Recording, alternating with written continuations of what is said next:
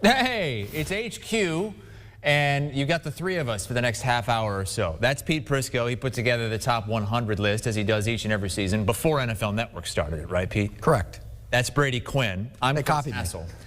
And today we're going to what? Because we've already kind of broken down the top 100. You've been able to read it the last couple of days. This is more Brady Quinn, you know, kind of digging into it a little I'm bit, not right? surprised. I expected it. Look, I dig in a little bit on him all year. I expected you to bring it back to me today. More like punching up. But here's my question for you, Pete, because I do feel like we need to go through your methodology. All right, how do you come up with the rankings? How do you get the players where you get them? I've read some of your explanation, but I want our listeners to understand. Okay. A, it's watching the tape. B, it's talking to people around the... Oh, watching the tape from last year, I assume, right? Correct. Okay. Well, there is no tape for next year, so I don't think I could do that. Well, some of these players on your list didn't play much last year, so Correct. that's why I bring that up. But okay. Go ahead. All right, and they're always tough to do, the injured players. Talking to personnel guys and coaches and going back and reevaluating where I put guys and then taking into account, I don't take into account position value. So in other words, I could have an entire top 10 of quarterbacks, but I don't. Even though your top 10 is loaded with quarterbacks. Correct. But you didn't take into account the quarterback value. No. Those guys played to that level last year. Look, you could make an entire top 10 of quarterbacks. Sure.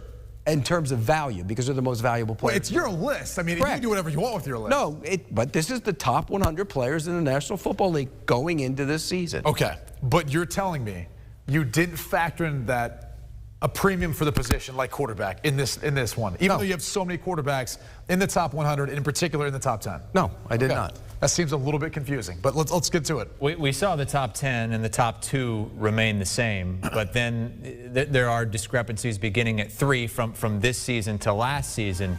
Aaron Rodgers up 7 to number 3, hard to argue with that, but the player who was at number 3 last season, Russell Wilson, who falls down 5 spots, the only player in the top 10 who fell at all. Yeah, there's 2 questions for Pete here. The first one being, why is Aaron Rodgers not number 1 if he was the MVP of the league last year? If you're basing it on the tape. Because Patrick Mahomes is the best player in the league. Okay, so then you just throw that out there for the entirety of his career. Is that what you're saying? This 100 list will always have Patrick Mahomes as number 1? No, if he has a season where he throws 30 interceptions and 10 touchdowns, he's not going to be number 1. I don't foresee that happening. And then there's Russell Wilson. All right, now you claim there's no premium for the quarterback position. However, you dropped him 5 spots. First half of the season, was not the MVP? But you play more than 8 games, Brady. I understand that, but he is a quarterback, which you do value in this list. So where should he be? He should have been number 5. He should be number 5. He should be ahead of Travis Kelce. Correct. I disagree. I think Travis Kelce had a phenomenal season. He did. Almost record-breaking season for the tight end position. Almost led the league in receiving yards. Yeah, it was special. It was special. And that's why he's a special quarterback that's number 1 on your list. That's why he's where he is. Okay. It's not because he's more valuable, because if you wanted to go value, Russell Wilson is more valuable. I will not argue with you on that. And I would make the case that he had a season that was in the MVP conversation. For half. Well, for half the season. The entirety of it, too, I think we can admit that, too. Without Russell Wilson on that team is not a playoff team. Josh Allen had an MVP-type season. Sure. And he's number 10. And he climbed in your list. And he's number 10. Correct. Right. Yes. Yeah. Okay, Pete Prisco and Brady Quinn with us here as we go down through Pete Prisco's top 100 rankings, as he does each and every season. This is 11 through 20 right here with Derrick Henry, the top-ranked running back at 11. Much more on this on the other side of this quick timeout. Don't go anywhere.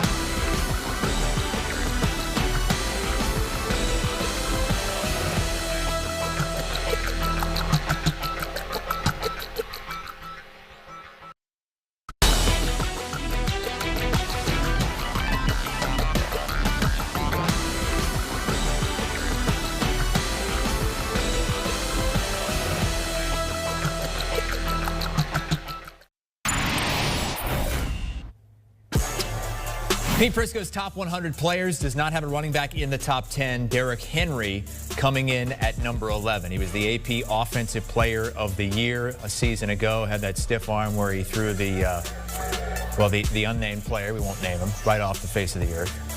And I'm a bit surprised, even though Pete, I think you had Christian McCaffrey number 5 last season. I'm just surprised that Pete put a running back that high. Well, that's my question is, he was the AP Offensive Player of the Year. He's stacked together some years now where Pete, can you just admit, he should be a top 10 player. At number 10, you have Myles Garrett. At 9. At 9. Okay, at 9. He's in the top 10. Derrick Henry should be able to slide in there. He should be somewhere in the top 10, maybe number 10. I'd put Josh Allen a little higher, in my opinion. You didn't. Apparently, I like Josh Allen better than you. No, you don't. Well, I mean, I would have him higher in my maybe top in this 100 ranking players. you do, but I've been on the Josh Allen train for a long time. I know you like to take credit for that. I do. I would still have him higher on this list. Okay. My only issue is Myles Garrett, as good of a player as he is, and I'm not saying he'd be far behind on this list, but Derrick Henry has proven he's done it at the running back position. You can't tell me you don't factor in position-specific premiums here because he's a running back. That's why you won't put him in the top 10. I had him in the top 10, a couple different formulas of it, and I moved them out. And I'll be honest, it was tough. I had him right to the top 10. I had Myles Garrett out, and I kind of moved guys around. And what was the differentiating factor? Because Myles Garrett was a better player. No, it's because he rushes the passer, and this is a league about passers, pass rushes, I got 13% of the guys on my list are running backs, Brady. 13%. I got as too many. They should be. There's if I really wanted to do a list the way I wanted to do it, I wouldn't put any of them in it. So then who's making you do this list the way you're doing it? This is the legitimate top 100 in the NFL. It's not Pete Prisco's who should be. We do this every year, and you always leave off players who should be on this list. We'll get to that at the end. Micah Fitzpatrick was on the list this season. He made it. Checking, yes. Did not make it last year. More on that a little bit later. Wide receivers now. Devontae Adams was the top wide receiver for Pete at number 7. Stephon Diggs at number 12, behind Josh Allen. Where do you see those two ranking? Well, look, again, because I'm going to look at Josh Allen as the reason why, obviously, that offense, that team has taken the next step. However, if I was going to ask you what was the biggest difference between 2 years ago and last season for Josh Allen, what would it be? He had Stephon Diggs. But so you're going to say he's better than he's a better player at his position than Allen is at his? I'm just saying Stephon Diggs looked to be the difference, and you could make a case based on the leap that Allen took, but also Diggs' productivity over the course of his career the past few years. So you would have him in the top 10? I wouldn't put him in the top 10. I would said Allen would be in the top higher on the list, but I'm saying you could make an argument for it based on what he's done. You're talking in circles. No. I'm looking at your list. But you said Josh Allen would be higher if you did the list. You can make the case. But now you're making a case for Stephon Diggs being higher than Josh Allen. He should be closer to. And you said he wouldn't be in the top 10. I would put Garrett back. I would move all those guys up. I would have Josh Allen higher than you, which I know upsets you. You keep saying it. No, Derrick Henry would be 10. Doesn't upset me. I would have Diggs. I would have Diggs probably around 9. See, and I had Adams and Diggs. I had a hard time with the both of them, and called around, talked to some guys, talked to some receiver coaches, and they said it's Adams. Adams won, Diggs slightly behind him, and so that's why I ended up putting it the way I did. No, look, again, I don't have an issue with Allen being ahead of him. As I've said, he should be. But if you're ever going to make a case for a wide receiver ahead of a quarterback, it would be Diggs based on what he did last year, based on the perceived jump that Allen took. He seems to be the only difference in the difference. You have 43 guys in your top 10 already. I mean, let's make a decision.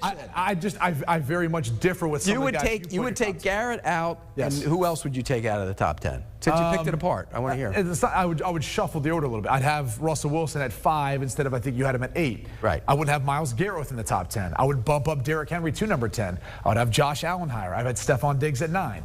That's how I would reshuffle. Okay, and so really, it's very little difference because they're really close together, Brady. Sure, some of them are close, but you're wrong. I'm wrong.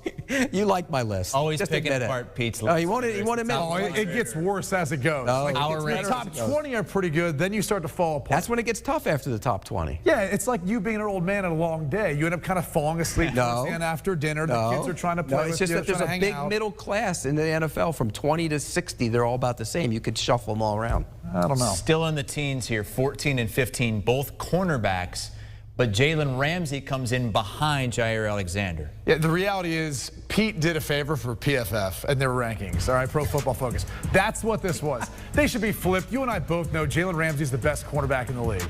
Don't try to tell me what other people told you. If you based it purely on the tape you watched, don't tell me he's better. Jalen Ramsey is the best. Alexander played better last year. He did. He played better last year. He earned the right to have that spot. No. Yes, he did. There's no part of that. I'm not going to agree with that. I'm sorry. I'm not saying that Jair Alexander should be 15. I'm saying they should be switched. Jalen Ramsey should get credit for being the top cornerback. And there were some, again, there were some of these rankings where Jalen Ramsey was ahead of him. I went back and I moved to Alexander. And you got it wrong in the end. No, I got it right. So, Pete, you talked to a bunch of different people to go about ranking. Yeah, because he couldn't make up his own mind. So he talked to other people. I'm like a GM who wants input from all scouts, and then he makes his final decision on his own. But you didn't ask Brady. Well, no, obviously, why would I? He has 43. I'm thankful. He has 43 guys in the top 10. I don't want to be a part of anything that he's going to publicize like this. He's got 43 guys in the top 10. How can he make a decision? Here's one that I can't believe. Nick Bosa, number 17. Now, on the surface, okay. But Nick Bosa was 24 last year. You move him up to 17. How many games did he play? 3? 2. 2? Yeah. So how did he move up to 17? His first priority is, as we've learned from Pete, his first priority is the tape. It's the tape. And those 2 games. 2 years ago tape? I mean, what are we talking about? 2 years ago tape, and you're kind of spinning it forward onto this year. And again, I mean, come on. Now we can make that case with any player. So you don't think Nick Bosa is a top 20 player in the NFL when he plays the entire season? I don't think he's done that yet, because I can make the same argument for Chandler Jones when he's healthy and plays 16 games. He's guaranteed double-digit sacks through his entire career. I get it. Who would you rather have, Nick Bosa or Chandler Jones? Chandler Jones, because I know exactly what he's you would not. You would take Nick Bosa over. No, I would take a guaranteed thing in a veteran player like Chandler Jones. I'm not saying Nick Bosa couldn't be even better than his brother Joey. We've only seen 1 year of it. He's coming off an injury as well. Let's see what happens. And oh, by the way, DeForest Buckner's not on that front anymore. That front's missing some pieces where in his rookie year he was so successful. I get it. It's going to be a little tougher rushing the pass. He doesn't have as much help up front. I had a tough time with the injured players. I always do. Because, you know, it's Christian McCaffrey, same type of situation. Didn't play. He played very little last year. Derwin James hasn't played barely at all. But so you have a real tough time slotting those guys in. I admit that. So, but he's a top 20 player. Look, I get it. You're in a tough spot because you don't want to penalize those guys, but you're also not rewarding the guys who did play, who did have a big year at their respective positions. You know, John Johnson, just naming a safety because Derwin James, the safety comparison there, you know, he's not on the list. He didn't make it. He's an honorable mention. I know that. He had a great year last year. He did. So, again. Who would you take if you could pick one now? No, a healthy Derwin James. Of course. I would so that's how you but that's also spinning it forward. And that's why I'm saying your number one reason or criteria can't be film if the guy barely played. It's film / spinning it forward / input from people in the league. There's got to be another slash in there. And I won't put running backs in the top 10. There's 13% of this makeup is running backs. That's a lot. There's a lot of good running backs last year. There are a lot of guys. Let's look at 21 through 32 from Pete Prisco and his ranking of the top 100 players. Christian McCaffrey from, I believe it was 5 last season, down to 21 with the injury. George Kittle at 22. Deshaun Watson is up there at 23. Big question mark for him. There's the other Bosa, Joey Bosa at number 25. Into the 30s now. There's Devin White, Tyrann Mathieu, 34. 42, DeMarcus Lawrence is where we want to go next. He shouldn't be this high. You know, he's become your version of Jadeveon Clowney. You had Jadeveon Clowney on the list, I believe, in last year's list, and I know he's not on the top 100 now. Nah, I think it was last year's list. Maybe we'll get our producer Jack to look this one up maybe during the show. He should not be not only this high. I don't know that I'd put him in the top 100. Maybe in the back end. He played better than the sack numbers, Brady. I understand you want to make that case. Their defense was awful last year. He did, but not because of him. And so what justifies him being ahead of Leonard Williams? He played well. He played well last year. What justifies him being ahead of Leonard Williams? I think he's better than him as a whole. As a whole. Leonard Williams is one of my favorite guys. I mean, he was my #1 free agent on the market. So I get it. I understand it. But again, they're close. They're real close. DeForest Buckner, Shaq Barrett. I mean, just a few other guys there on the list. Shaq Barrett didn't do all that much during the regular season. Then he came on in the postseason. He had a disappointing regular season. It seemed to matter, didn't it? Yeah, he had 4 sacks in the postseason. I get it. He had 3 in one game. These are the pass rushers and TJ Like, I can look at this. I can look at this list and say next year, Chase Young and will be a lot higher on this list than he was this year. Okay, and then that's fine. I don't know that anyone's going to hold that against you for doing that. I'm just saying DeMarcus Lawrence should be at the bottom of this list of this group of players. Regardless of what you want to say. You, sir, are entitled to your wrong opinion. Since he's signed that contract, he has not been the same player. He played well last year. You got to go back and watch it, Brady. I'm telling you. But you're right. Leonard Williams played very well. But every time you watch the Dallas Cowboys. But you're really getting angry about one spot. Leonard Williams, 43. He's 42. I'm not saying one spot. I would move DeMarcus Lawrence to the very back end of this entire list. You put him in the 90s. Yeah. Wow. Boy. Brady, you got to go back and watch him again. I will. Again, like I said, it had zero impact on a defense that really struggled mightily. In fact, got their defensive coordinator fired. But if there's one guy playing and there's 10 guys that stink, usually that one guy you can notice. You noticed him. No. Go back and watch him. Clowney was number 25 back in 2019. Yeah, 19. 19, not last year. 2 years ago. 25, yes. Huh? Let's go to number 50, right in the middle. And it's Dak Prescott, who got the big contract. Brady, is that too high or too low?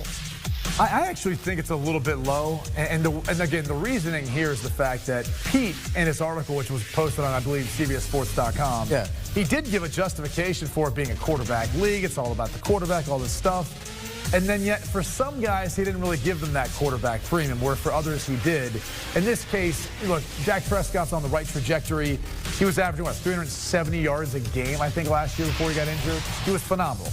And I think if you're looking at the trajectory of what he will be, if he comes back healthy, he's easily a top 10 quarterback in the league, which would make him higher than a top 50 player in the league. So I'm very bullish on him. I think he's going to be fantastic coming back for another season.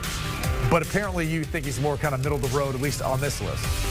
Yes, I do. And where do you rank him against Deshaun Watson if they both play? I mean, I would say Dak Prescott's had a better career. Oh, boy, I don't know about that. I disagree with you 100%. Outside of Deshaun Watson's last year, and I get it, different circumstances, he hasn't had as much help out around him. Which of those quarterbacks would you move him ahead of? And you might say Justin Herbert, but who else?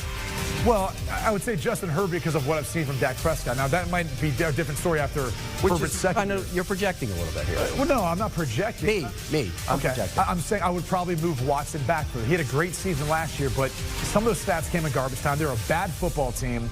And here's what I know about Dak Prescott. I don't think he's going to get in trouble off the field. I don't know what's going to happen.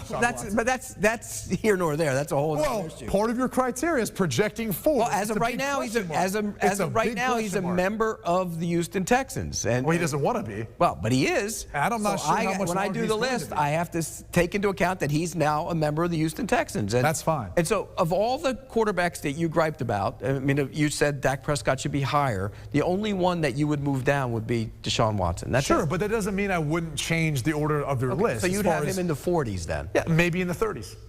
Brady's going to have all quarterbacks at the top of this thing when we're all I think Brady should do a top 100 next year. Oh, I'll pick that thing into shreds. Are you kidding me? But it'd be like a pulled pork. I literally took yours, Pete, when they gave it to me, and I just turned to my chair and put it in a shredder. I immediately shredded it. Hey, look at there's number 60. There's Minkah Fitzpatrick making his debut in the top 100 after being left out last season for unknown reasons. He's number 60. It's Mario Davis right behind the linebacker for the Saints. Yeah, I don't really get this one. Eric Kendricks, who had a better statistical year in every way you look at it, if you're watching the tape for Minnesota, isn't even on the list. And you've got Demario Davis this high. I'm not saying he's not a great linebacker in this league, and he shouldn't be on the list, but this is a bit high, especially when you've got a player who, in my opinion, outplayed him last year. He's not even on the list in Eric Kendricks. Yeah, I disagree with you. I think Kendricks had a good year, but he's a better player. 3 more interceptions. Demario Davis. 3 more interceptions than Davis had. Demario He had 12 less tackles in 5 less games. He's a better player. He's a better player. Demario Davis is a better player. All right, let's go. He's also, I guess you'd say, on a better defense last year, too. Another quarterback debate here. Yeah, that was a bad defense in Minnesota. Toward the very end, you just snuck Joe Burrow in there at number 95, right behind Kyler Murray. No Baker Mayfield. And it's surprising to me only because he had such a year that put him in those discussions for having that big contract. I mean, bottom line is he proved he could be a franchise quarterback. He proved he can get a playoff win. He took the steps necessary, and he's not even on the list. And again, I'm not saying that Joe Burrow doesn't have tremendous upside, all right? He showed a lot of toughness, showed a lot of grit, all those things. But again, you're taking a player who also won Offensive Rookie of the Year his rookie year, who set the touchdown record his rookie year, a guy who last year took those next steps to get Cleveland 11 wins, and he's not even on the list. We threw out the second year when he was nothing. We threw that out. Well, again, you're throwing out the rest of the season that Burrow didn't play. By the way, if Baker Mayfield plays like he did in the final part of the season on into the postseason, he will be in the middle of this list next year. So you're going to jump up 50 spots? Or how many spots? He didn't play that well for the beginning part of this season. He was just okay. Even you would admit that. I would think there was times, too, when Joe Burrow didn't play that great. Well, I mean, look what he's playing with. Okay, so now we're making Baker Mayfield plays with the best offensive line in the league. In the best, I wouldn't call them the best. One of the best. Good offensive One of the three or four best in the league. And he's got the best running game in the league. Does he not? It's up there. Okay, well so what's the focal point of their offense? It's not Baker Mayfield. Here's what I'm saying to you is for DeMarcus Lawrence, when I gave you the fact that he played on an awful defense so bad that the coordinator got fired, you came back and said, well, look at the tape with him. Right. I'm telling you, look at the tape with Baker Mayfield. He should be on this list in comparison to what he did last year for an entire season versus what Joe Burrow did in a short span of time as a rookie. Bottom line is, if you're going to sit there and make a case for everything else out around them, then you're already contradicting your argument for DeMarcus Lawrence in the first place. But DeMarcus Lawrence showed up. Baker Mayfield played well last year. I literally can't explain it to any easier than that. Baker Mayfield is a product of the offense right now. Can they hand the ball to Baker Mayfield and say, go win it, throw it? Yeah, they did. They actually proved that at the end of the season. Do you not think that everything he does is predicated on that running game? No, I don't. Not with what he did at the end of the season. I do not think that. I like Baker Mayfield. By the way, he was at the bottom at one point. I took him back out. I put Burrow in instead of him. Okay, so let's forget Burrow. Or forget Mayfield. What about Tannehill? He's not on this list. No. What about Derek Carr? He doesn't belong on the list. Neither one of them belong. John Gruden doesn't even like Derek Carr as his quarterback. You going to put him on the top 100 list? I'm just saying, you're putting in a rookie. I had enough trouble putting in Kirk Cousins. I noticed that. He was right there above Kyler Murray. So. He had 35 touchdown passes last year. He played well, Kirk Cousins. How did Derek Carr play if we're going to use a statistical argument? Ho-hum, another 4,000-yard season, 70% completion percentage. Who's his number one wide receiver he's throwing to? Nobody, but he has the number one tight end. Oh, I thought Travis Kelce was the number one tight end. No, he has a number one tight end is what I'm saying. It's good to have you two back together in studio. If he had a list, he'd have 100 quarterbacks on the list. We never even got to L'Jarius Sneed. You had L'Jarius Sneed because he had a good postseason. He will be one of the best cornerbacks in the league. And that's fine, but this year. 2/3 of the criteria, I assure you they would not put him on this list. One of the best cornerbacks in the league. You left out Quinnen Williams, who's a foundational piece on the Jets defense. Brady, you can only have 100 guys on the list. I know, when you put a guy on that you thought played good in the postseason. He played good. He didn't have the best rookie year. He didn't play a full season. He played good right before the end of the postseason. He was playing well. He only played in 9 games in the regular season. Correct. And you're throwing him in there. He will be one of the best. He will be in the top 50 of this list next year. This list is going to get cut down because of Pete's old age. They're going to only let him do 80. No. I mean, I'm telling you. No. He will be in the top 50 players next year. Like a Minkah Fitzpatrick jump. He will take 0 to 60. Or like then he'll pull him back. And then Justin Herbert will make the jump. You know, 2 guys are going to make huge jumps next year. Justin Herbert will be probably near the top. It's your list. You can do whatever you want with these guys. I mean, I'm going to predict that I'm going to Justin Jefferson. Okay. Will be near the top. Is Justin Jefferson on the list? Yes. Okay. I mean, he should be. Yes, he should be. Full list on CBSSports.com. Pete Prisco's top 100. He does it each and every offseason in the NFL. One of our favorite things. These are some notable players to miss. We mentioned Baker Mayfield. Von Miller missed. Kenny Golladay. Josh Jacobs, the running back for the Raiders. Patrick Peterson. Don't tell Patrick Peterson. Our guy.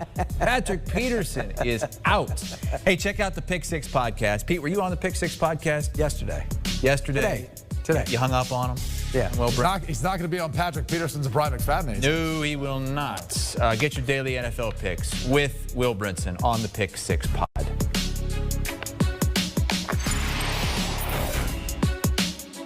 Do you want a sports network that delivers everything that matters about the game? The highlights, the picks, the instant analysis, no yelling, no fake debates, no politics. Hit the subscribe button and never miss a moment.